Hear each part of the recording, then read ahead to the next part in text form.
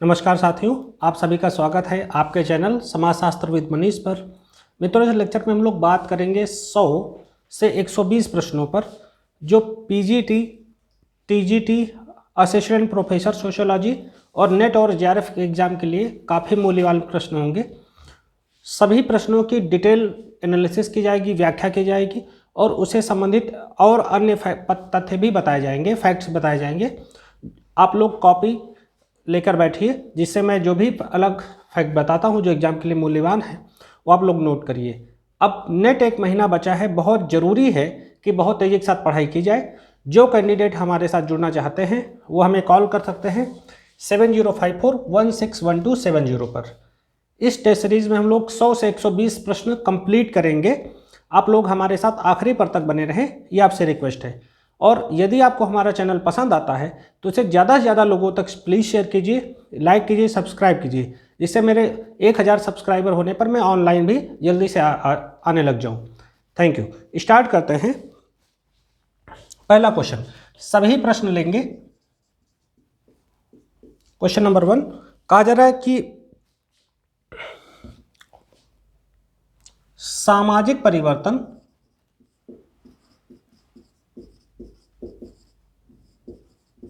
का रेखीय सिद्धांत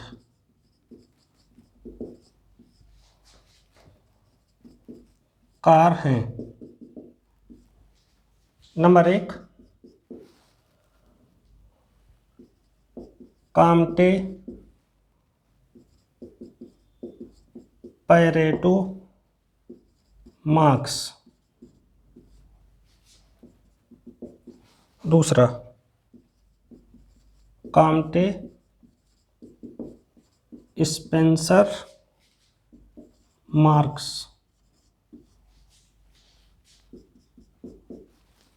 तीसरा काम्टे, सोरोकिन, मार्क्स।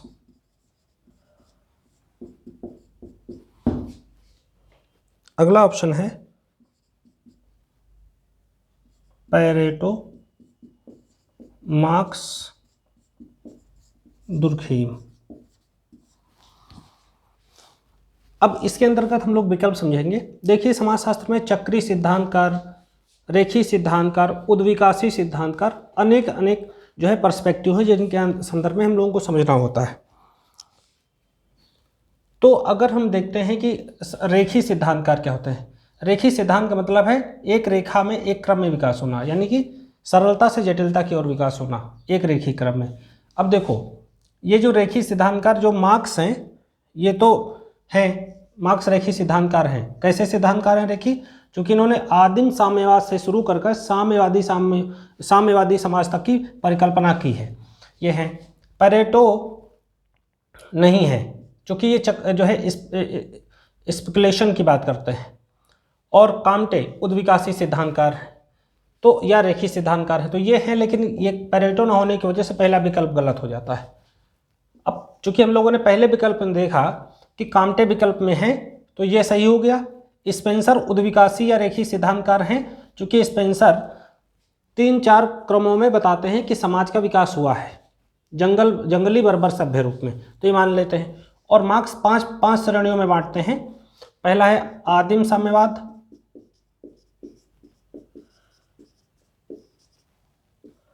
दासत्व समाज, एशियाई समाज, पूंजीवादी और साम्यवादी। तो इस तरीके से ये तीनों विकल्प सही होते हैं और इसका ऑप्शन है ऑप्शन डी।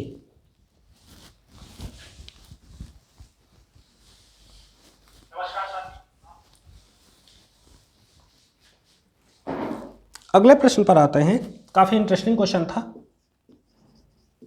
अगले प्रश्न पर आते हैं। सामाजिक नियंत्रण के साधन हैं। सामाजिक नियंत्रण का साधन है। पहला विकल्प जनमत एवं प्रचार, दूसरा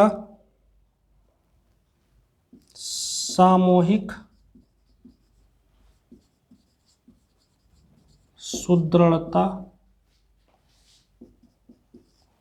तीसरा परंपराएं, चौथा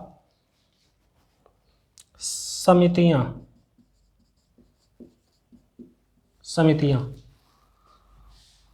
चूंकि ऑप्शंस में देखा तो इसी से मैं काट के बता दूंगा कि कैसे सामाजिक नियंत्रण के कौन कौन से साधन हैं। मैंने सामाजिक नियंत्रण के औपचारिक अनौपचारिक साधन बताए हैं, A.D. रॉस के संदर्भों में बताया है, सोशल कंट्रोल थ्योरी उनकी क्या है।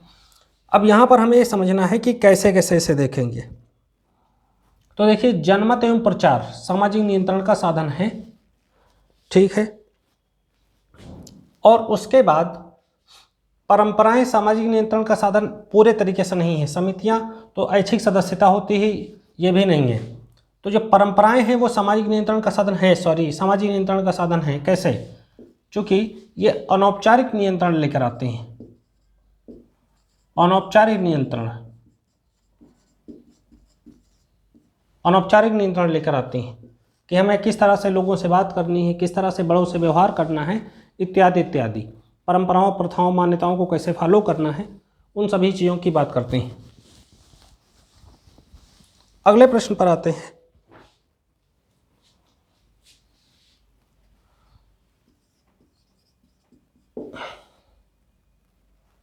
सामाजिक सांस्कृतिक गत्यात्मकता का सिद्धांत किसने दिया है? तो पेरेटो, सोरोकिन,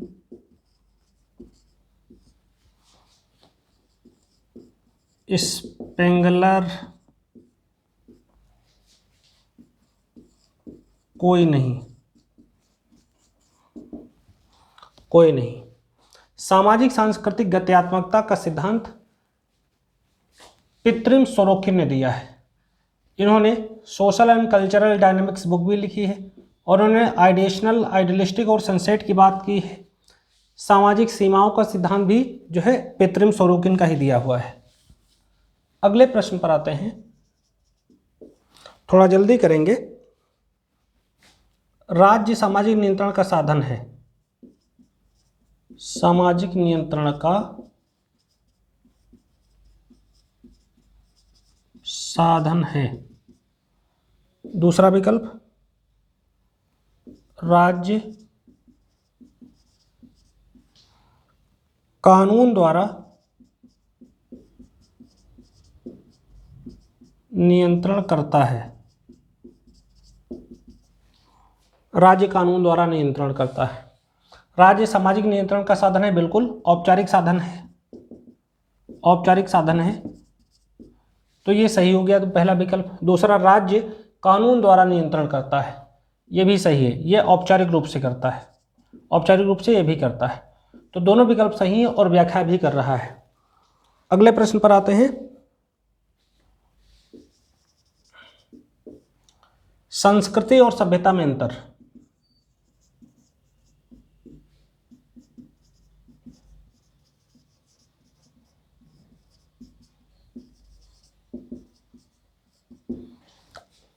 संस्कृति और सभ्यता में अंतर, पहला विकल्प। संस्कृति वह है, संस्कृति हमारे पास है, सभ्यता जो हम हैं। दूसरा विकल्प, जो हम हैं संस्कृति है, जो हमारे पास है सभ्यता है, जो हमारे पास है सभ्यता है।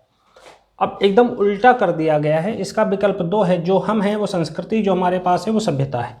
यानी कि हमारे प्रथाएं, परंपराएं, मान्यताएं, रीतियां, रूढ़ियाँ इत्यादि इत्यादि, ये सब कुछ संस्कृति का अंग है। भाषा, बोली इत्यादि जो हमारे पास है वो सभ्यता है। जैसे बिजली, टैबलेट, ये बोर्ड, कपड़े, जो भी औपचारिक चीज़ें हैं वो सभी कुछ सभ्यता के अंतर्गत आती हैं।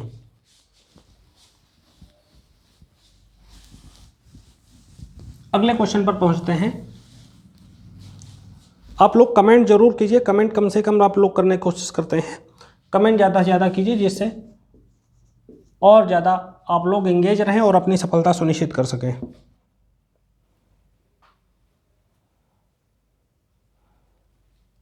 स्वतंत्र भारत का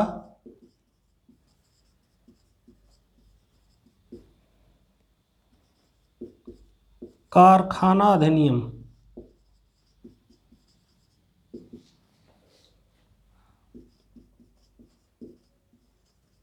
पारित हुआ।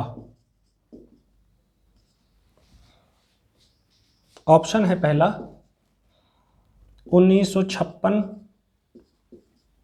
1950, 1952, 1948। तो स्वतंत्र भारत का पहला जो कारखाना अधिनियम है वो पारित हुआ 1948 में, 1948 में पारित हुआ था। डायरेक्ट प्रश्न है, कई बार पूछा गया है। अगला प्रश्न, जन्मजात अपराधी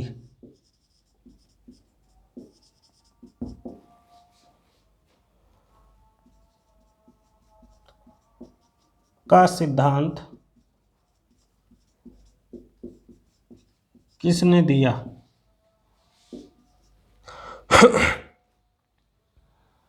स्टीफन हॉकिंस ने, दूसरा लम्ब्रोसो, तीसरा लीबो, चौथा ऑल रॉन्ग। तो जन्मजात अपराधी का कंसेप्ट दिया है लम्ब्रोसो ने। अगले प्रश्न पर आते हैं।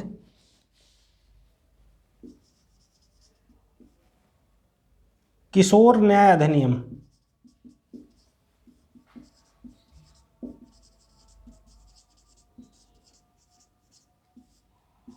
कब पारित हुआ? किशोर न्याय अधिनियम कब पारित हुआ?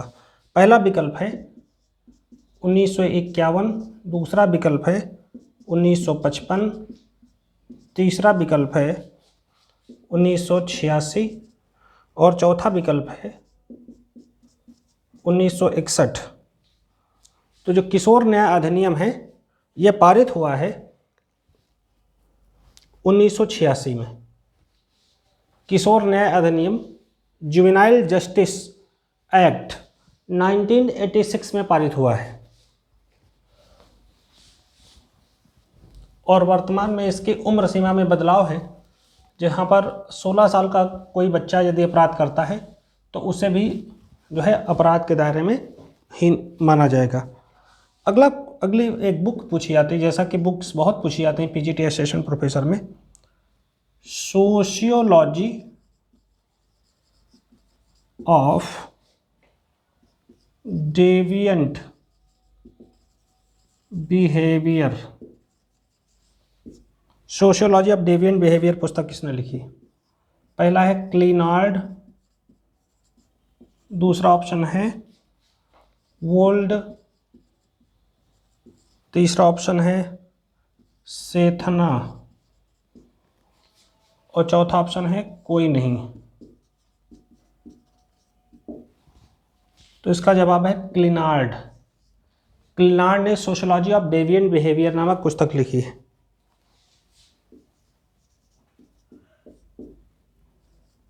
अगला, अपराध का विभेदक सहचर्य सिद्धांत किसने प्रतिपादित किया? ऑप्शन है लम्ब्रोसो, सदरलैंड,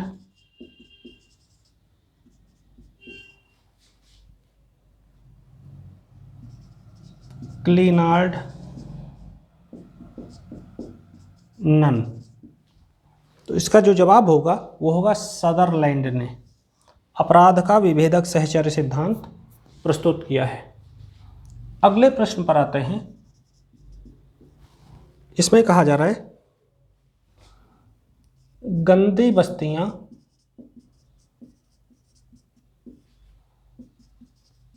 किशोर अपराध हेतु उपयुक्त होती हैं।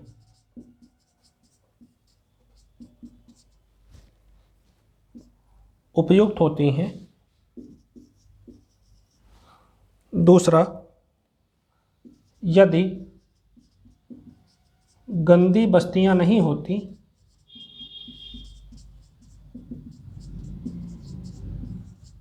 तो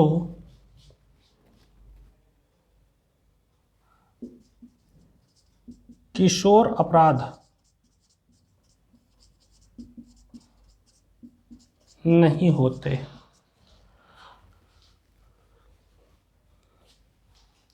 गंदी बस्तियां किशोर अपराध के हेतु उपयुक्त होती हैं। बिल्कुल, क्योंकि यहाँ का जो मैनेजमेंट है, यहाँ का जो कंट्रोल है, औपचारिक अनौपचारिक कंट्रोल उतना अच्छा नहीं होता, तो एक तो ये समस्या होती है। दूसरा, यदि गंदी बस्तियां ना होती तो किशोर अपराध नहीं होते। ये कोई बड़ी खास बात नहीं है, ये गलत बात है, क्योंकि जो सिविक लोग हैं उनमें भी अपराध होते हैं, चाहे वो वाइट कलर क्राइम ही क्यों करते हों। तो इसलिए दूसरा विकल्प गलत हो गया है, पहला विकल्प सही है।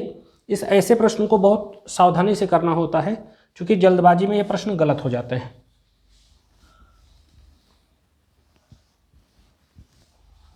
और कॉन्फिडेंस को बहुत ही कंट्रोल में रखना पड़ता है, क्योंकि जब लोग थोड़ा बहुत पढ़ लेते हैं तो और कॉन्फिडेंस में आ जाते हैं और ऐसे बहुत से क्वेश्चन गलत करके आ जाते हैं। अगला क्वेश्चन, आदर्श शून्यता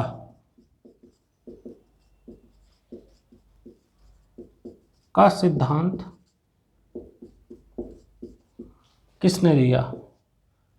बर्टन, दुर्खीम,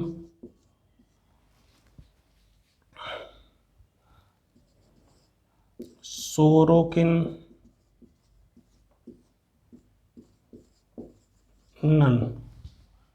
तो इसका जो जवाब है वो है इमाइल दर्खहाइम ने आदर्श शून्यता का सिद्धांत दिया है। प्रतिमानहीनता भी इसे बोला जाता है, प्रतिमानहीनता। जब सांस्कृतिक लक्ष्य और संस्थागत साधन में भेद हो जाता है तो मर्टन उसे प्रतिमानहीनता कहते हैं। इमाइल दर्खहाइम कहते हैं कि समाज में अपराध की घटी और बढ़ी दर समाज के लिए हानिकारक है। वो एक संतुलन की बात करते हैं। अगले प्रश्न पर आते हैं।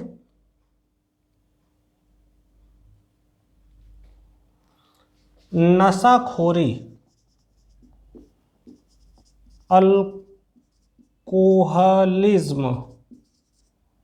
अल्कोहलिज्म को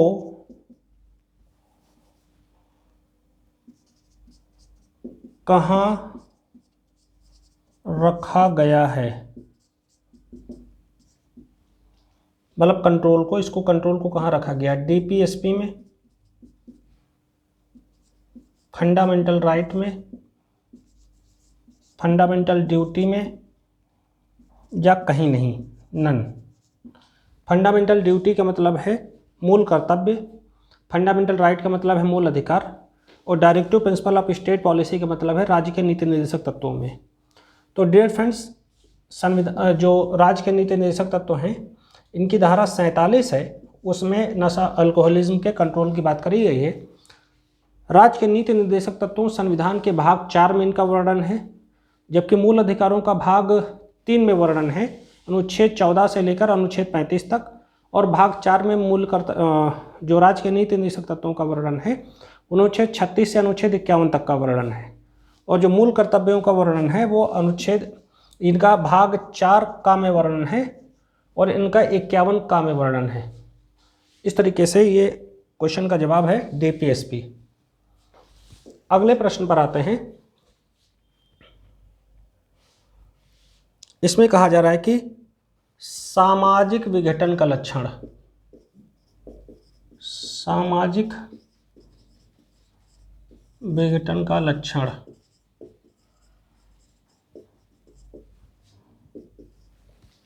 दो ऑप्शन के हिसाब से इसका जवाब बताएंगे।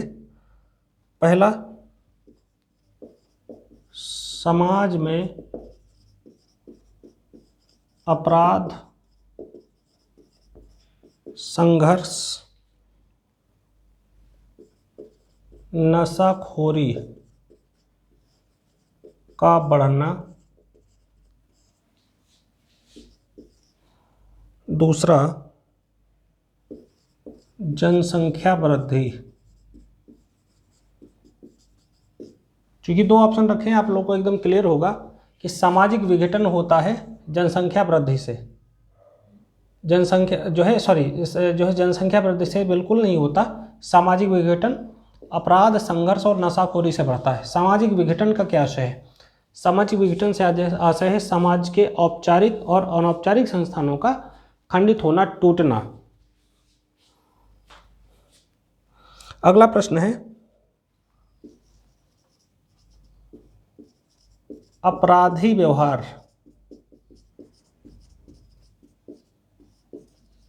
क्या है? विचलनकारी, विचलनकारी व्यवहार, असामान्य व्यवहार,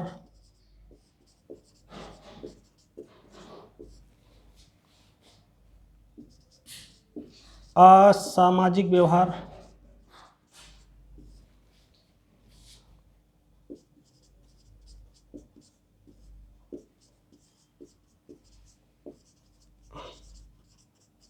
गैर कानूनी व्यवहार।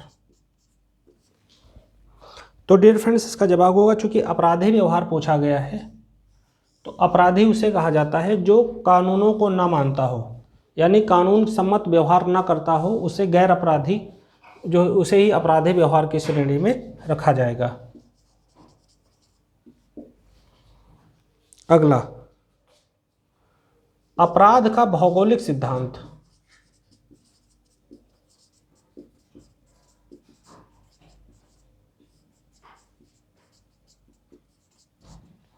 अपराध का भौगोलिक सिद्धांत किसने दिया? तो इसका जवाब है क्वेटलेट। दूसरा, बेकारिया या बेकेरिया। तीसरा है पोलोक। तो अपराध का जो भौगोलिक सिद्धांत है ये दिया गया क्वेटलेट के द्वारा। क्वेटलेट ने अपराध के भौगोलिक सिद्धांत के बारे में व्याख्या की है।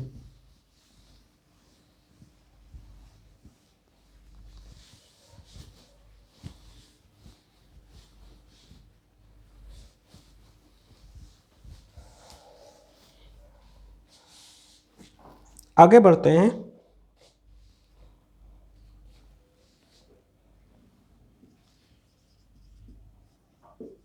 मर्टन के विचलन व्यवहार से आशय है। नंबर 1, सांस्कृतिक लक्ष्य प्लस संस्थागत साधनों में असमानता। और दूसरा ऑप्शन है सांस्कृतिक लक्ष्य और संस्थागत साधनों में समानता। दो ऑप्शन के हिसाब से बताएंगे। इसका जो जवाब होगा सांस्कृतिक लक्ष्य और संस्थागत साधनों में असमानता। मर्टन ने सांस्कृतिक लक्ष्य और संस्थागत साधनों को बताया है। इसको हम आपको सरलता से बताते हैं। जैसे मान लो असिस्टेंट प्रोफेसर कोई व्यक्ति बनना चाहता है, ये इसका लक्ष्य है। और संस्थागत साधन क्या है कि वो एक ऑफिशियल तरीके से सिलेक्ट हो, यह है संस्थागत साधन। पढ़ाई लिखाई करे, घूस वगैरह ना दे, गलत तरीका ना अपनाए, पेपर लीक वगैरह की जुगाड़ ना करे, ये सब कुछ ना करे। तो ये सांस्कृतिक लक्ष्य और संस्थागत साधन में हुआ समान संबंध। तो इसको वो विचलन नहीं कहते, इसको अनुरूपता कहते हैं। जबकि विचलन क्या है, जब वो इन दोनों में ये होगा एन के एन प्रकारण हमें किसी तरीके से भी बनना है तो वो उसे कहा जाएगा विचलन।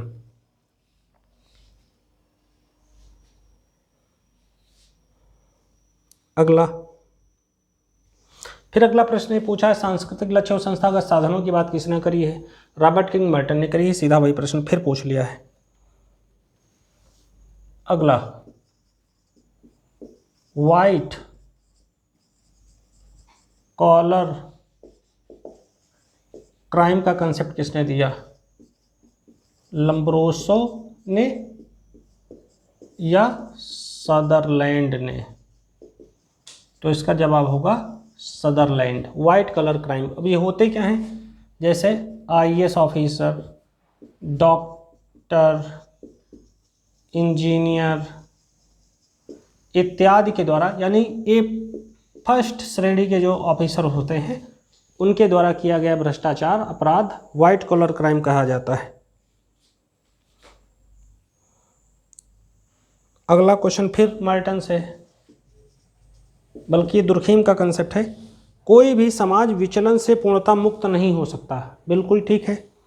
विचलन तथा अनुरूपता समाज में अविरल प्रक्रियाएं हैं, यानी दोनों समाज में समस्याएं भी हैं और असहयोग भी है, संघर्ष सहयोग दोनों साथ साथ चलते हैं। दोनों स्टेटमेंट सही हैं और व्याख्या भी करते हैं। अगला क्वेश्चन मैं बोल के बता दे रहा हूं आप लोगों को। हाँ, इसको मैंने पढ़ाया भी है। टैंडम विलंबना, टैंडम विलंबना का कंसेप्ट किसने दिया है? स्टुअर्ट चेज, चेंज नहीं चेज है ये।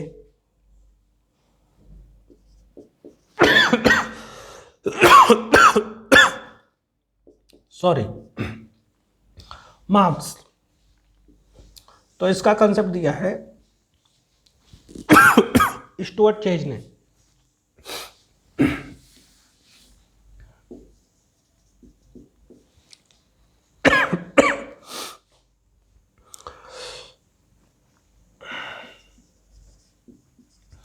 सांप्रदायिकता की विशेषता है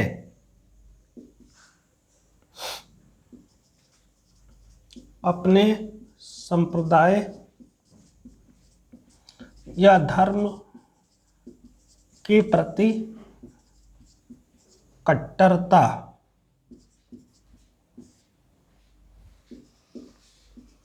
दूसरा, अपने संप्रदाय धर्म के प्रति सम्मान। तो इसका जो जवाब होगा, अपने धर्म के प्रति आप सम्मान करते हैं, दूसरे धर्मों का विरोध नहीं करते हैं, तो आप सांप्रदायिक नहीं हैं। लेकिन सारे दुनिया के धर्म बेकार हैं, सिर्फ मेरा धर्म अच्छा है, ऐसी सोच रखना एक कट्टरता का एग्जाम्पल है, एक सांप्रदायिकता का, कम्युनलिज्म का एग्जाम्पल है। गांधी जी कहते थे मैं अपने घर में रहता हूँ, लेकिन मेरे घर की खिड़कियाँ सदैव खुली हैं, मैं दूसरे हवा भी लेता रहता हूँ। यानी कि मैं अपने धर्म का स्वागत करता हूँ लेकिन दूसरे धर्मों का तिरस्कार नहीं कहता हूँ, ऐसा उनका भाव था। अगला फिर विचलन से जुड़ा प्रश्न है। विचलन क्या है? मूल्य मानकों में बेमेल संबंध।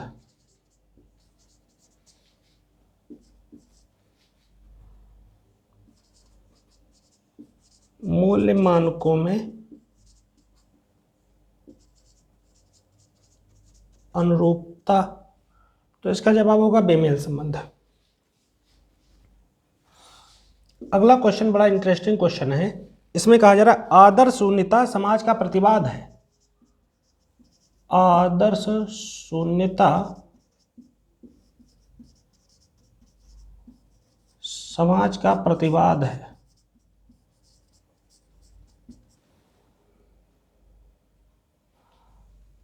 एक ऑप्शन। दूसरा,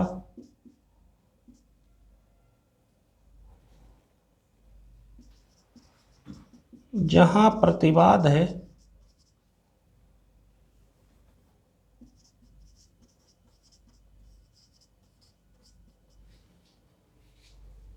वहां समाज नहीं है।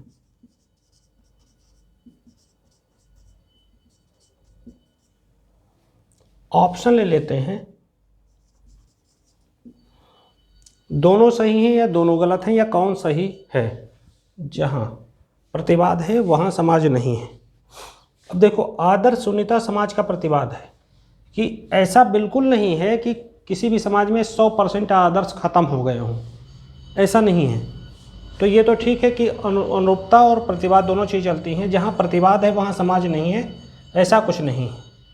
वाद प्रतिवाद की प्रक्रिया समाज के अंदर ही संचालित होती है। एक विचार के विरोध में दूसरा विचार आता है।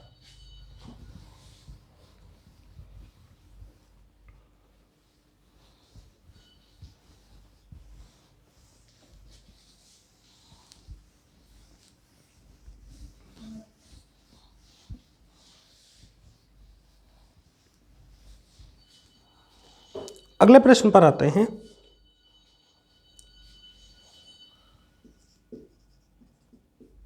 प्रकट एवं अप्रकट प्रकार्य का सिद्धांत किसने दिया? ऑप्शन ले लेते हैं, दुर्खीम,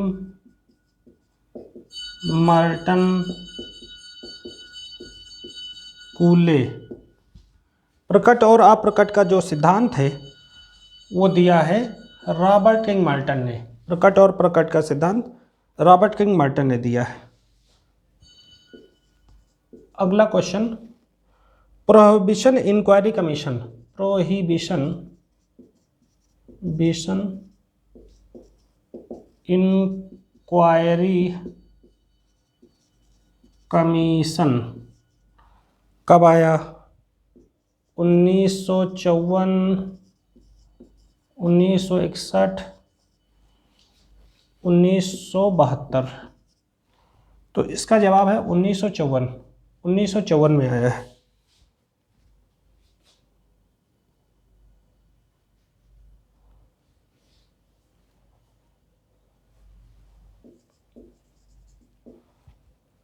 आगे बढ़ते हैं।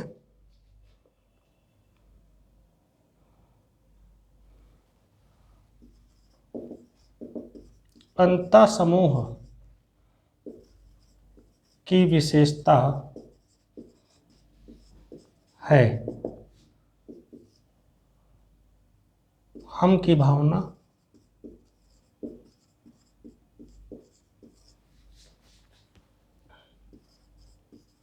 भीड़,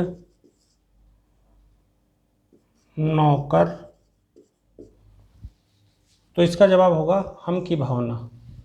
अंतः समूह की विशेषता है। अंतः समूह बाह्य समूह का कंसेप्ट किसने दिया? कई बार बताया, आप लोग कमेंट करके बताइए। अगला, दबाव समूह को क्या कहा जाता है? दबाव समूह को क्या कहते हैं?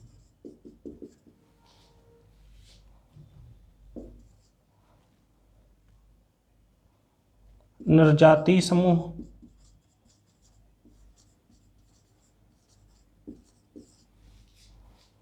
जाति समूह,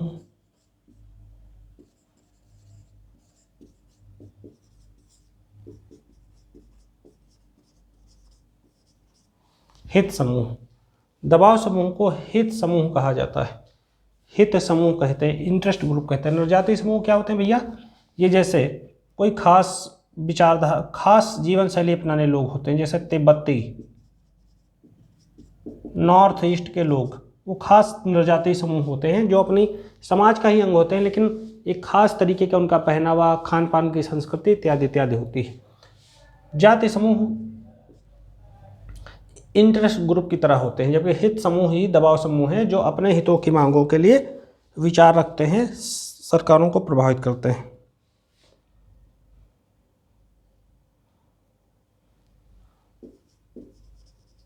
अगले प्रश्न पर आते हैं। जंगलों को राष्ट्रीय उपवन किसने कहा? पहला ऑप्शन है घुरिये, दूसरा ऑप्शन है वेरियल एल्विन, फेरियर एल्विन। तो जंगलों को राष्ट्रीय उपवन कहा है वेरियर एल्विन ने। घुरिये ने पिछड़े हिंदू कहने की कोशिश की।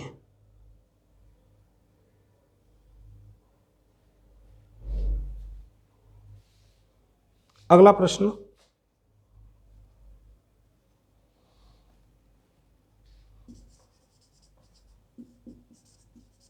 ऑगस्ट कॉम्टे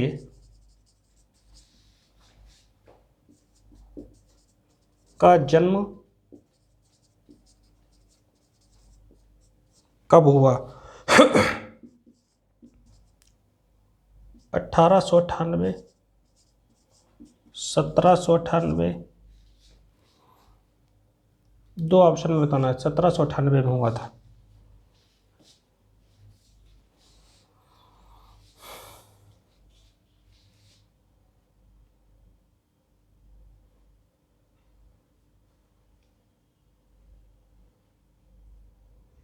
अगले प्रश्न पर आते हैं। चौथी पंचवर्षीय योजना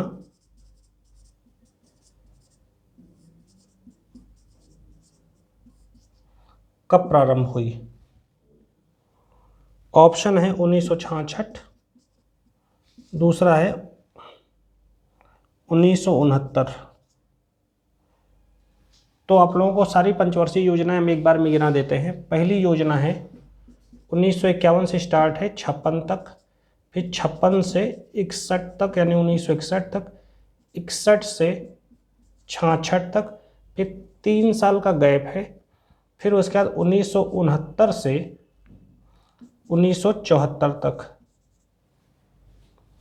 तो इस तरीके से 1, 2, ये पहली योजना हुई, ये दूसरी योजना हुई, और ये तीसरी योजना हुई, और ये चौथी योजना हुई।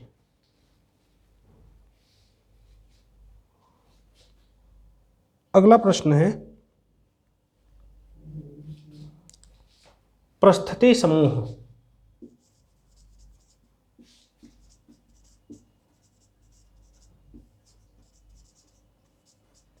का सिद्धांत किसने दिया? Pareto weber. Pareto weber. तो इसका जवाब होगा वेबर।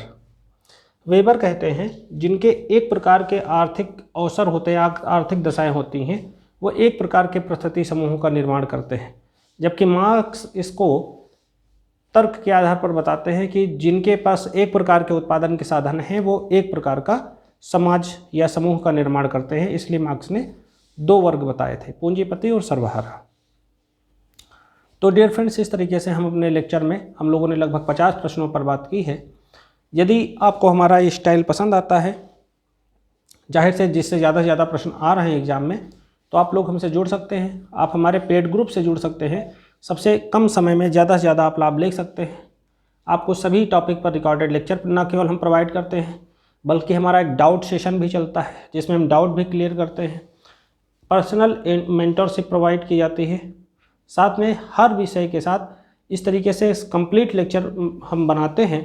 प्रत्येक टॉपिक पर कंप्लीट लेक्चर इस तरह से बनाते हैं जिससे आपको अलग बुक्स या किसी भी प्रकार का कंटेंट की ज़रूरत ना पड़े और वहीं से लगभग सारे प्रश्न आ जाएं। तो इस तरीके से हमारा ये एक गंभीर प्रयास है। आप हमारे प्रयास के साथ जुड़ सकते हैं। Thank you very much.